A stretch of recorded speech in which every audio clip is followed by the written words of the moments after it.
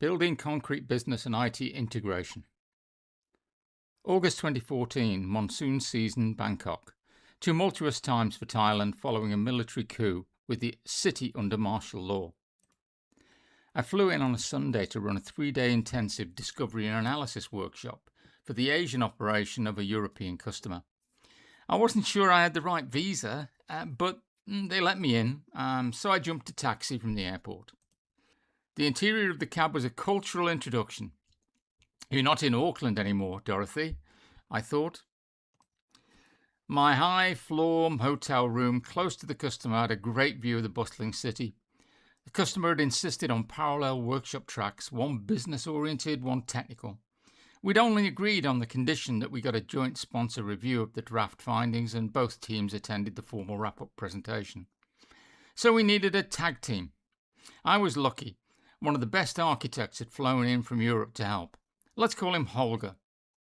So Holger and I caught up over dinner and did some final preparation in best Boy Scout tradition. Monday morning, humidity and traffic that made Bangalore look rural. We would have normally walked the 1 kilometre to the customer, but didn't want to arrive looking like we'd been thrown in a swimming pool, so we got a cab instead.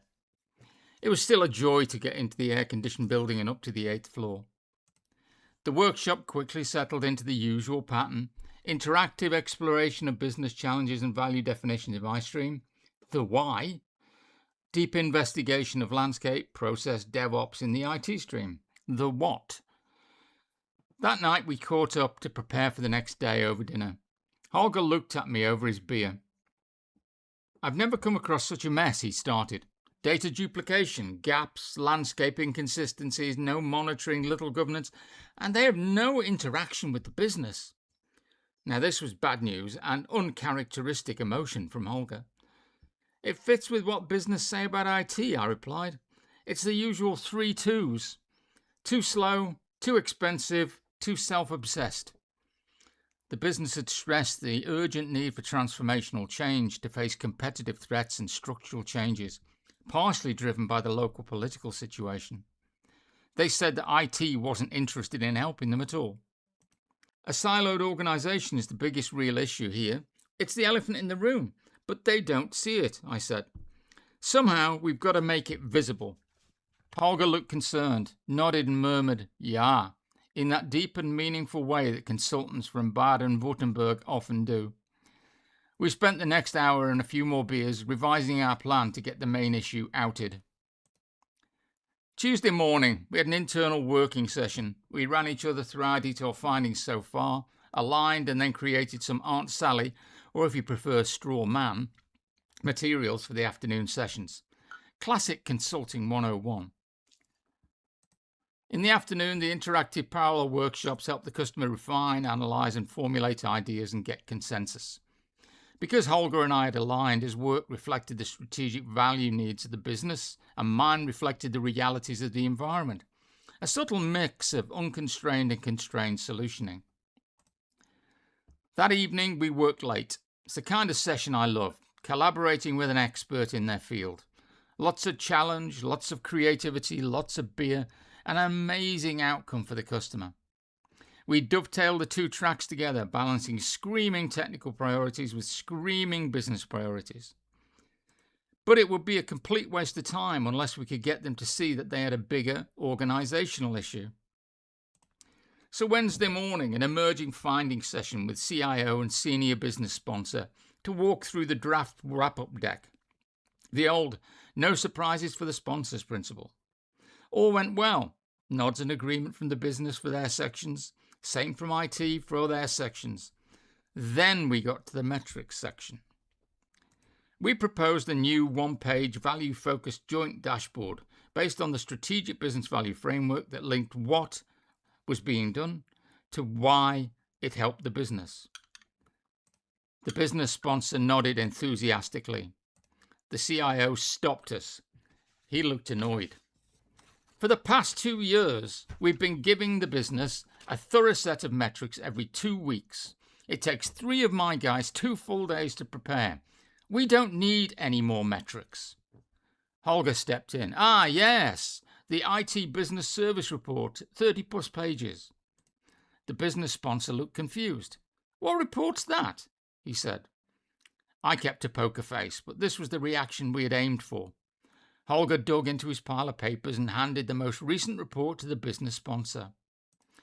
He studied it for a moment, and suddenly understanding filled his face. "Oh, that document," he said. "It's useless. We simply throw that in the trash bin." IT must be an integrated part of the business. We live in an increasingly volatile, uncertain, complex, and ambiguous world. It is and it will be reality. The winds blowing against business are unpredictable and weather conditions change rapidly. The age of a 5-year fixed motorway style roadmap and stability is gone and is replaced by a twisting, windy, exposed mountain path where a misstep could signal disaster. IT and business must act as one to survive in this hostile environment.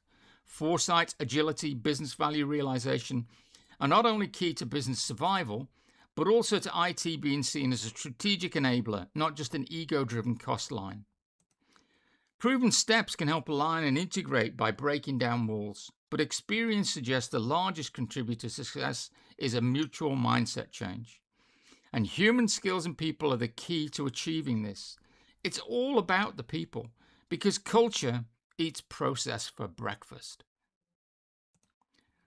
The CIO looked like he'd been hit by a truck, and Holger and I had, sort of, pushed him in front of it.